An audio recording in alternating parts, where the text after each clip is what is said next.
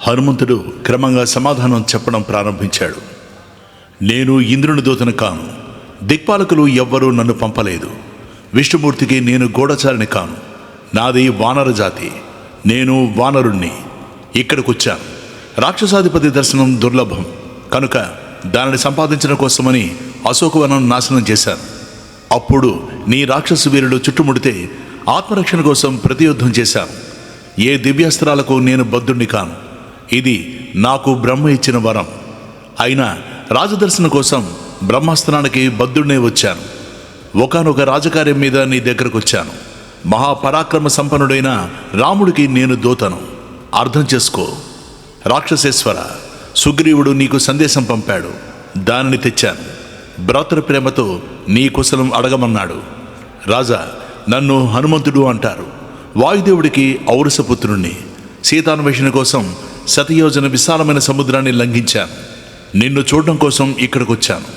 నువ్వు ధర్మార్థాలు ఎరిగిన వాడివి, తపస్సాలివి, మహాప్రజ్ఞుడివి. పరకాంతలను చేపట్టడం నీకు తగిన పని కాదు. రామబాణాలకు లక్ష్మణ శరాలకు ఎదురు నిలవగలిగిన వాడు అటు దేవతల్లో గాని ఇటు రాక్షసుల్లో గాని ఇంతవరకు పుట్టనే లేదు. రాముడికి కోపం తెప్పించి సుఖంగా జీవిస్తున్న వ్యక్తి ముల్లోకాలలోనూ లేడు. 3 కాలాలకు హితమై ధర్మబద్ధమైన మాట చెబుతున్నాను.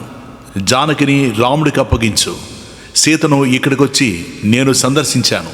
జరగదనుకున్న పనిని సాధించాను. మిగతా కార్యక్రమాన్ని రాముడు నిర్వహిస్తాడు. సీత అంటే ఏమో అనుకుంటున్నావు. బంధించానని తెగ సమర్పడుతున్నావు. కానీ 5 తలల ఆడతరాజు అని తెలుసుకోలేకపోతున్నావు. నీ తపస్సును, నీ ధర్మాన్ని వ్యర్థం చేసుకుంటున్నావు. తపస్సు చేసి చావు లేకుండా వరాన్ని పొందాలనుకుంటున్నావేమో. సుగ్రీవుడున్నాడు. దేవత కాదు, అసురుడు కాడు, రాక్షసుడు కాడు, దానవుడు కాదు, గంధర్వ యక్ష పన్నగాదులలో ఎవడూ కాదు. అతడి నుంచి నీ ప్రాణాలను ఎలా కాపాడుకుంటావు? అధర్మాన్ని నాశనం చేయడానికి ధర్మమే మార్గము, సాధనము వెతుక్కుంటుంది. నువ్వు ఆచరించిన ధర్మాలకు ప్రతిఫలం ఎలాగైతే పొందావో అలాగే ఈ అధర్మానికి త్వరలోనే ఫలం అనుభవించి తీరతావు. జనస్థానంలో జరిగిన రాక్షస సంహారం గుర్తు తెచ్చుకో. రామసుగ్రీవుల సఖ్యం అర్థం చేసుకో. బుద్ధిగా సన్మార్గంలో ప్రవర్తించు. నీ లంకను మొత్తం వాజీ రథ కుంజరాలతో సహా సర్వనాశనం చేయడానికి నేనొక్కడనే చాలు. కానీ అది రాముడికి ఇష్టం లేదు. సీతను అపహరించిన శత్రువులను నాశనం చేస్తానని సర్వవృక్ష వానర సమక్షంలో దాశరథి ప్రతిజ్ఞ చేశాడు.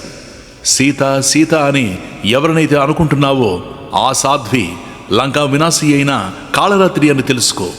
నీ పాలిట కాలపాసం. సీతాదేవి తేజస్సుతో, రామభద్రుడి కోపంతో సమస్తం దహించివేయబడుతున్న లంకా పట్టణాన్ని చూస్తావు. ఈ రామదూత వాక్యాలను శ్రద్ధగా ఆలకించు. రాముడు ఈ చరాచర జగత్తును క్షణంలో అదృశ్యం చేయగలడు, మళ్ళీ సృష్టించనుగలడు. సర్వలోకాలలో, సర్వకాలాలలో, సర్వభూతాలలో విష్ణువుతో తుల్యమైన పరాక్రముడు రాముడు. ఆ రాముడికి ప్రతివీరుడు లేనే లేడు. అటువంటి రాముడికి ఇంత హాని, ద్రోహం, అప్రియం చేసినవాడు జీవించి ఉండడం అసంభవం. అందుకే నువ్వు కూడా జీవించి ఉండడం దుర్లభం అని హనుమంతుడు ఉపదేశిస్తుంటే దశకంఠుడు క్రోధంతో ఊగిపోయాడు.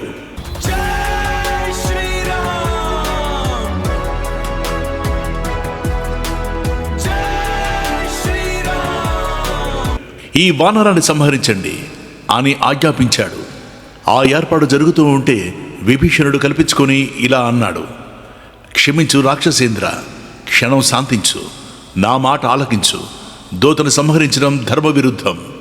నీ వంటి రాజనీతి కోవిదులు కూడా రోషంలో మునిగిపోతే ఇంకా పాండిత్యాన్ని సాధించడం కేవలం శ్రమగానే మిగులుతుంది అని ప్రార్థిస్తుంటే రావణుడు రమ్మంత శాంతించాడు.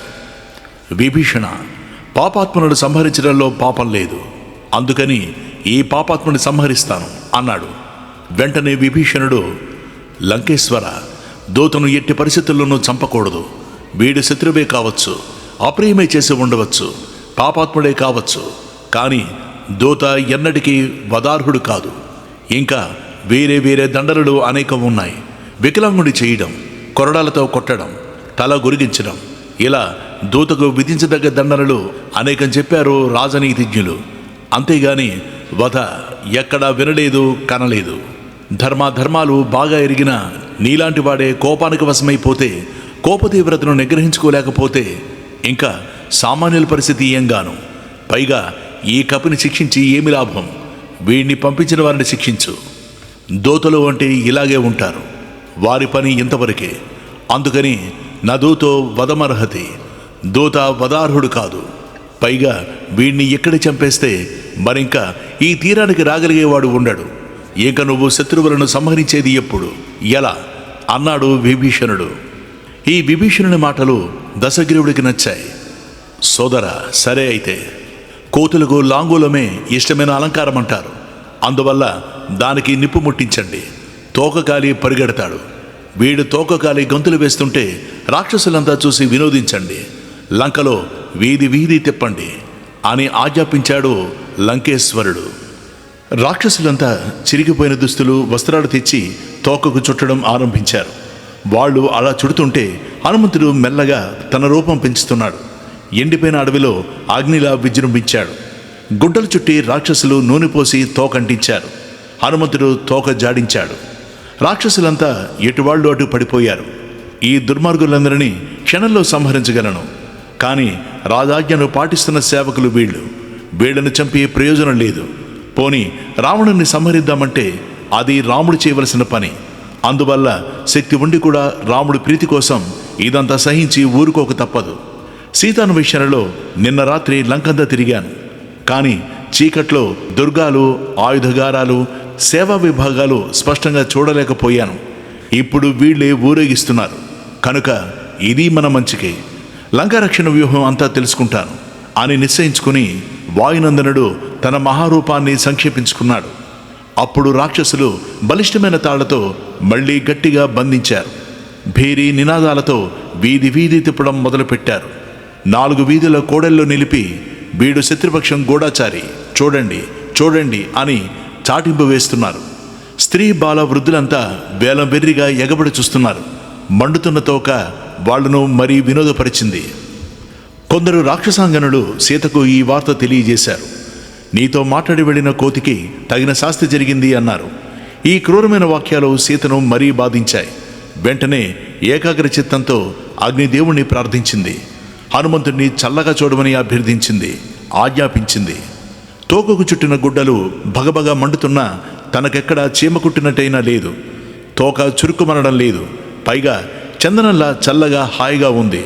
హనుమంతుడు ఆశ్చర్యపోయాడు. రామకార్యార్థం సముద్రం నుంచి మైనాకుడే లేచొచ్చాడు. ఇంకా అగ్ని సహకరించడంలో వింతేముంది? సీతాదేవి దయ వల్ల, రాముడి ప్రభావం వల్ల, మా తండ్రితో స్నేహం వల్ల పావకుడు నన్ను దహించడం లేదు. ఈ నిశ్చయానికి రావడమే తడువుగా హనుమంతుడు ఒక్క ఎగిరి ఎట్ట ఎదుట ద్వారతోరణం చేరుకున్నాడు. శరీరం పెంచి పరిగను ఓడబెరికి ఆ రాక్షసుల్ని సంహరించాడు. నా కర్తవ్యం మరికొంచెం మిగిలి ఉంది. దుర్గాన్ని నాశనం చెయ్యాలి. లంకా గృహాలన్నీ నా తోక కంటించిన అగ్నికి ఆహుతి కావాలి. వెంటనే హనుమంతుడు మెరుపుతో మేఘంలాగా భవనాగ్రాల మీద సంచరిస్తూ ప్రహస్త, మహాపార్శ్వ, వజ్రదంష్ట్ర, సుఖ, సారణ, ఇంద్రజిత్, జంబూమాలి, రశ్మికేతు, హ్రస్వకర్ణ, రోమస, యుద్ధోన్మత్త, ధ్వజగిరీవ, విద్యుజ్జిహ్వ, హస్తముఖ, కరాళ, పిశాచ, సోనితాక్ష, కుంభకర్ణ, మకరాక్ష, యజ్ఞశత్రు, బ్రహ్మశత్రు, నరాంతక, కుంభ, నికుంభాది మహారాక్షస వీరుడు గృహాలను అగ్నికి ఆహుతి చేశాడు. అందమైన ఉద్యానవనాలను, ప్రాసాదాలను, ద్వార తోరణాలను తగులుబెట్టాడు. భవనాలలో ఉన్న విలువైన వస్తువులన్నీ భస్మమైపోయాయి. కానీ ఆ వరుసలో విభీషణ గృహం మాత్రం విడిచిపెట్టేశాడు. మిగతా లంకంతా అంటించేశాడు.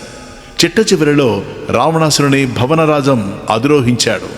రావణ భవనానికి నిప్పంటించి హనుమంతుడు ప్రళయకాల మేఘల్లా సింహగర్జన చేశాడు. అగ్నికి వాయువు తోడై భవనాలన్నీ భగభగ మండిపోతూ ఒక్కొక్కటి సమూలంగా కూలిపోతున్నాయి.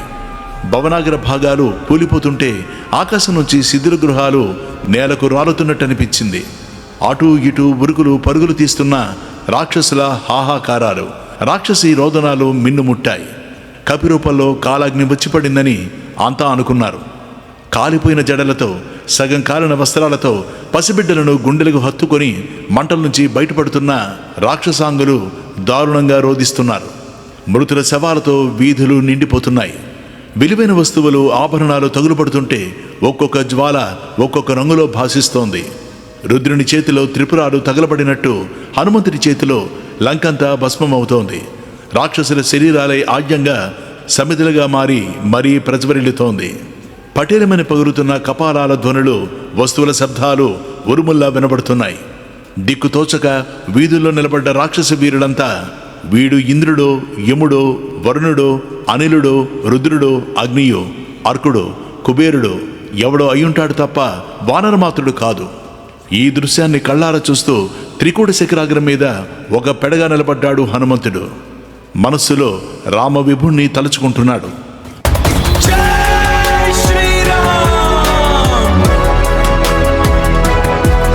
అంతా అయిపోయింది. సముద్రంలో తోకముంచి అగ్నిని చల్లార్చుకున్నాడు. అప్పుడు హనుమంతుడికి హఠాత్తుగా భయం వేసింది. ఏమిటి కుత్సితమైన పని అనిపించింది. కోపాన్ని అదుపు చేసుకోగల మహాత్ములు నిజంగా ధన్యులు కదా. కోపిష్టివాడు చెయ్యని పాపం లేదు. గురువులనైనా చంపేస్తాడు, సజ్జనులు కూడా దురుసుగా అధిక్షేపిస్తాడు. కోపిష్టికి ఉచితానుచితాలు, కార్యాలు తెలియవు. పాము కుబుసాన్ని వదిలినట్టు ఎవడు తన కోపాన్ని ఓర్పుతో వదిలించుకుంటాడో వాడే పురుషుడు.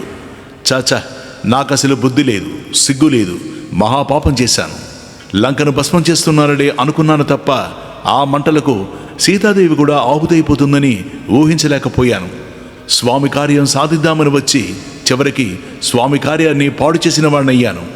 దేనికోసం ఇంత ప్రయత్నం చేశానో అది కాస్త భగ్నమైపోయింది. కోపంతో మొదటికే మోసం తెచ్చుకున్నాను. లంకలో తగలబడిన చోటు కనిపించడం లేదు. ఇంకా తిరిగి వెళ్ళడం అనవసరం. ఇక్కడే నేను కూడా ప్రాణాలు కడతీర్చుకుంటాను. అగ్నిలో దూకనా, సముద్రంలో పడి జలచరాలకు ఆహారమైపోనా? ఇలా చింతిస్తున్న హనుమంతునికి శుభశకునాలు కనిపించాయి. సీతా దర్శన వేళ ఇటువంటివే కనిపించాయి. దానితో హనుమంతుడికి ధైర్యం వచ్చింది. సీతాదేవి చనిపోయి ఉండదు. తేజస్సుతో తనను తాను రక్షించుకుని ఉంటుంది. తానే ఒక మహాగ్ని. వేరే అగ్నులు ఆమెను ఏమీ చెయ్యలేవు. మహా తేజస్వి ధర్మాత్ముడైన రాముడి భార్యను పావకుడు స్పృశించలేడు.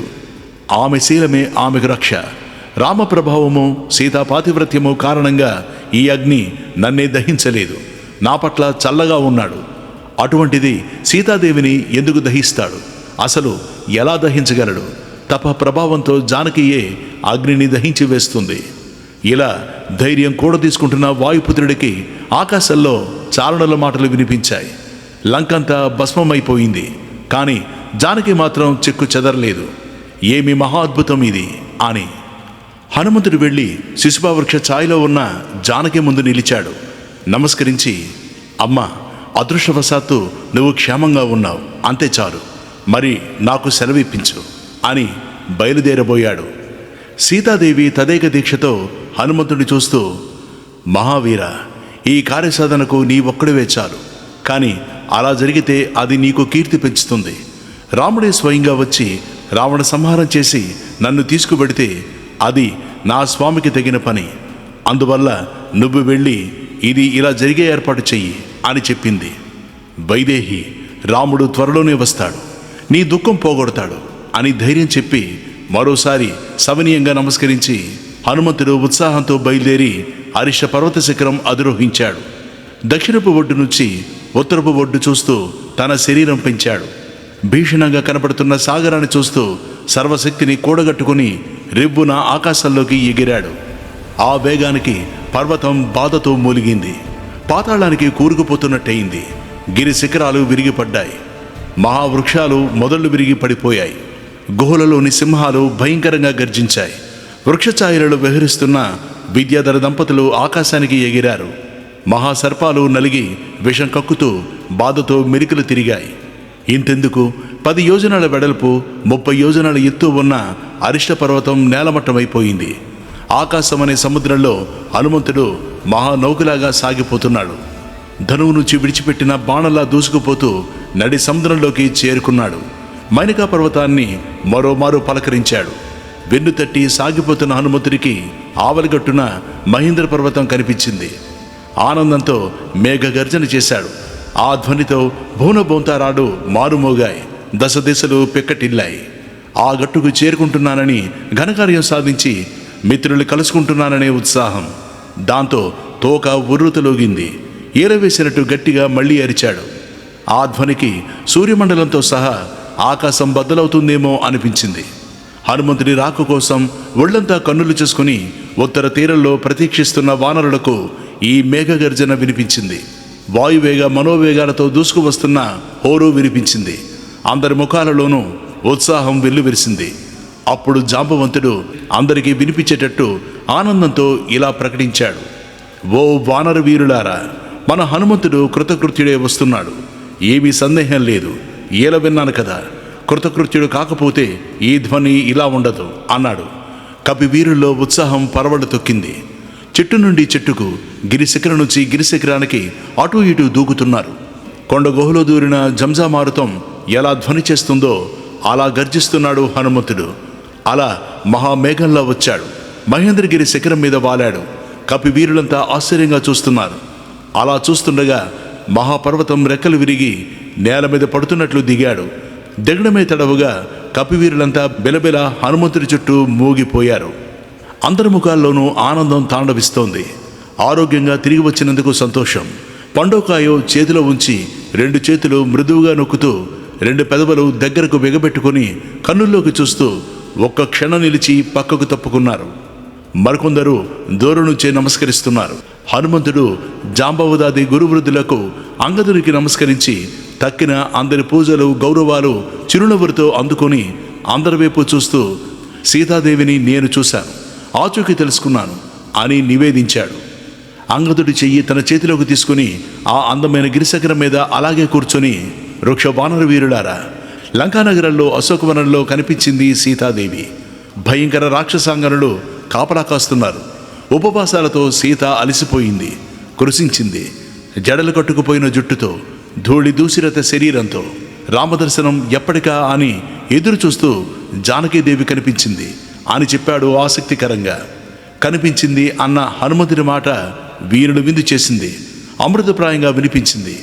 గంతులు, అరుపులు, కేకలు, ఈలలు, కిలకిల రావాలు మిన్నుముట్టాయి. కొందరు తోకలు పైకెత్తారు. మరికొందరైతే చాలా పొడవైన తమ తోకలను నోటితో చేస్తున్న ధ్వనికి అనుకూలంగా జవజవలాడించారు. ఇంకొందరు చెట్టులు గుట్టలు దిగివచ్చి హనుమంతుణ్ణి అలా స్పృశించి సంతోషంతో తిరిగి వెడుతున్నారు. అప్పుడు అంగదుడు ఇలా అన్నాడు: హనుమంత, బల పరాక్రమాలలో నీకు సాటి వచ్చేవాడు లేడు. సముద్రాన్ని అవలీలగా దాటి వెళ్ళావు, అవలీలగా దాటొచ్చావు. అహో, ఏమి స్వామి భక్తి, ఏమి శౌర్యం, ఏమి ధైర్యం! అదృష్టవశాత్తు రామపత్ని సీతాదేవి నీకు కనబడింది. ఇంకా రాముడి వియోగ దుఃఖం తీరిపోతుంది అన్నాడు అంగదుడు. అంగదుడు అలా అంటుండగా తక్కిన వృక్షవానరులంతా హనుమంతుణ్ణి, అంగదుణ్ణి, జాంబవంతుణ్ణి చుట్టుముట్టి యథోచితంగా గండశిలలపై కూర్చున్నారు. అందరూ అంజలి బంధంతో హనుమంతుడి ముఖం వైపు చూస్తున్నారు. అందరి మనస్సుల్లోనూ ఒకే కోరిక, జరిగిందంతా వినాలని. ఆంజనేయ, సీతాదేవిని ఎలా చూడగలిగావు? అక్కడ లంకానగరంలో ఆ తల్లి ఎలా ఉంది? కుశలమేనా? క్రూరుడు రావణుడు జానకి పట్ల ఎలా ప్రవర్తిస్తున్నాడు? అంతా వివరంగా చూసినట్టు చెప్పు. విన్నాక అందరం కలిసి భవిష్యత్ కార్యక్రమం నిర్ణయించుకుందాం. రామ సన్నిధికి వెళ్ళి ఇదంతా చెప్పేటప్పుడు ఏది చెప్పాలి, ఎలా చెప్పాలి, ఎంతవరకు చెప్పాలి, ఏది దాచాలి అన్నీ నువ్వే మాకు విశదీకరించు. జాంబవంతుడు ఇలా అడిగేసరికి హనుమంతుడు మనసులో ఒక్కసారి సీతాదేవికి నమస్కరించి చెప్పడం ప్రారంభించాడు. మీరంతా చూస్తుండగానే మహేంద్ర పర్వతం నుంచి ఆకాశంలోకి ఎగిరాను కదా. అలా వేగంగా పెడుతున్న నాకు మధ్యలో ఒక పర్వతం అడ్డు తగిలింది అని ప్రారంభించాడు. ఆ తర్వాత మైనాక వృత్తాంతం, సురసా వృత్తాంతం, సింహికా వృత్తాంతం, లంకిణి వృత్తాంతం చెప్పాడు. చీకటి పడ్డాక లంకలో ప్రవేశించాను. రావణాంతపురంలో వెతికాను. చివరికి అశోకవనంలో సింసపా వృక్షం కింద సీతను చూశాను. అప్పుడు రాక్షసీ జనం సీతను ఓదారుస్తున్నారు. అప్పుడే రావణుడు వచ్చాడు. వచ్చి ఇలా అన్నాడు: సీత, గర్వంతో నువ్వు నన్ను అంగీకరించడం లేదు. 2 మాసాలు గడువుంది, ఆపై నీ రక్తం తాగుతా అని బెదిరించాడు. అప్పుడు సీతాదేవి రావణుణ్ణి దారుణంగా నిందించింది. నువ్వు రాముడికి దాసం చేయడానికి కూడా పనికిరావు అంది. అప్పుడు రావణుడు సీతను చంపబోయాడు. మండోదరి వచ్చి వారించింది. అప్పుడు అతడు నిష్క్రమించాడు. రాక్షస స్త్రీలు సీతను బెదిరిస్తున్నారు. సీతాదేవి ఎంతగానో బాధపడింది. అప్పుడు త్రిజట అనే రాక్షసొచ్చి తనకు కల వచ్చినట్టు చెప్పింది. ఆ తర్వాత నేను ఇక్ష్వాకు వంశాన్ని వర్ణించాను. అలా ఆమెను ఆకర్షించాను. ఆ పైన రాముడికి సుగ్రీవుడికి జరిగిన సఖ్యాన్ని వివరించాను. అప్పుడు అంగుళీకం అందించాను. రామదూతగా తాను వచ్చానని చెప్పాను. జానకి విశ్వసించింది. చివరికి హనుమంత, నేను ఇంక 2 మాసాలే జీవిస్తాను. ఈలోగా రాముడు రావాలి. సుగ్రీవుడితో కలిసి రామలక్ష్మణుడు త్వరగా ఇక్కడికి వచ్చే విధానం చూడు అని సీతాదేవి ప్రతి సందేశం ఇచ్చింది. దానిని స్వీకరించాను. శరీరాన్ని పర్వతాకారంగా పెంచాను. యుద్ధ కాంక్షతో అశోకవనాన్ని నాశనం చేశాను. రాక్షసులతో యుద్ధం చేశాను. 80,000 మంది రాక్షసుల్ని సంహరించాను. లంకకు వన్నె తెచ్చే చైత్యప్రసాదాన్ని తుత్తినీలు చేశాను. ప్రహస్తపుత్రుడైన జంబుమారిని, మంత్రిపుత్రులను, రావణసుతుడైన అక్షకుమారుని సంహరించాను. ఇంద్రజిత్తు యుద్ధభూమికి వచ్చాడు. బ్రహ్మాస్త్రంతో వాడు నన్ను బంధించాడు. అటుపైన రాక్షసులు తాళ్లతో బంధించారు. అస్త్రం పట్టు విడిపోయింది. రావణుని చూడాలని బంధింపబడి కొలువు కూటానికి వెళ్ళాను. రావణ, నేను రామదూతను, వాయుదేవుని కుమారుణ్ణి. నన్ను హనుమంతుడు అంటారు. సుగ్రీవుడికి నేను సచివుణ్ణి. మహా తేజసంపన్నుడైన సుగ్రీవుడు నిన్ను కుశలమడిగి రమ్మన్నాడు. ధర్మార్థ సహితుడైన ఒక మాట చెప్పి రమ్మని పంపించాడు. రాముడి భార్యను నువ్వు అపహరించావు. ఇప్పుడు నేను దాశరథి అగ్ని సాక్షిగా మైత్రి కుదుర్చుకున్నాను. రాముడు ఒకే ఒక బాణంతో మహాబలి అయిన వారిని సంహరించాడు. నేను నా బలగము ఇప్పుడు ఆ మహాత్మునికి సహాయపడుతున్నాను. వానర వీరులు నీ బలాన్ని నాశనం చేయకముందే సీతను తెచ్చి రాముడికి వెంటనే అప్పగించు. వానర వీరుల ప్రభావం దేవతలు కూడా అందదు అని సుగ్రీవ సందేశాన్ని వివరించాను రావణుడికి.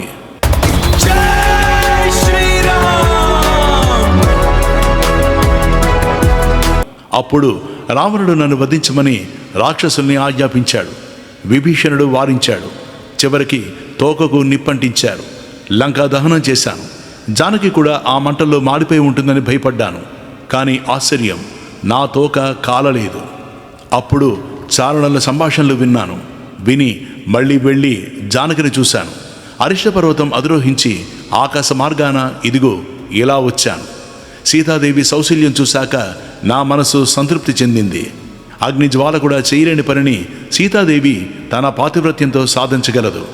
ఇది ఉన్న పరిస్థితి. రామలక్ష్మణుడు సీతను దర్శించాలి. అందుకు ఏమి చేయాలో, ఎలా చేయాలో అనంతర కార్యక్రమం అంతా మీరు నిర్ణయించండి. సర్వరాక్షస సైన్యంతో రావణాసురుడితో కలిపి మొత్తం లంకను నాశనం చేయడానికి నేనొక్కడినైనా చాలు. ఇంకా మీరంతా సహకరిస్తే చెప్పేదేముంది. అక్కడే అప్పుడే సంహరిద్దామనుకున్నాను. కానీ మీ అందరి అనుజ్ఞ తీసుకోలేదు కదా అని సంశయించి ఆగాను. సాగరం పొంగి వచ్చిన, మందరాచలమే కదిలి వచ్చిన జాంబవంతుణ్ణి కదిలించలేవు. సర్వరాక్షస సైన్యాన్ని మట్టుబెట్టడానికి అంగదుడొక్కడు చాలు. పనస నీరులకు మందరాద్రి కంపించిపోతుంది. మైంద ద్వివిధులకు ప్రతి వీరుడు లేడు. వీరు అశ్విని దేవతల పుత్రుడు. బ్రహ్మను ఉపాసించి అమృతం సేవించిన సంగతి మనకు తెలుసు. మిగతా వానరులంతా అలా చూస్తుండగా వీరిద్దరూ సర్వరాక్షస సైన్యాన్ని ఊదేయగలరు. నేనే లంకను తగులుపెట్టి వచ్చాను. వీధి వీధిన మన నినాదం వినిపించాను. సీతా సాధ్విని అపహరించి రావణుడు తన చావును తానే కోరి తెచ్చుకున్నాడు. ఇప్పుడు మనం ఏం చేయాలో చెప్పండి అని వాయుపుత్రుడు ఆవేదనతో ఆవేశంగా ప్రసంగించాడు. అది విని అంగదుడు ఇలా అన్నాడు. జై శ్రీ హనుమతే మహాన్ జయ.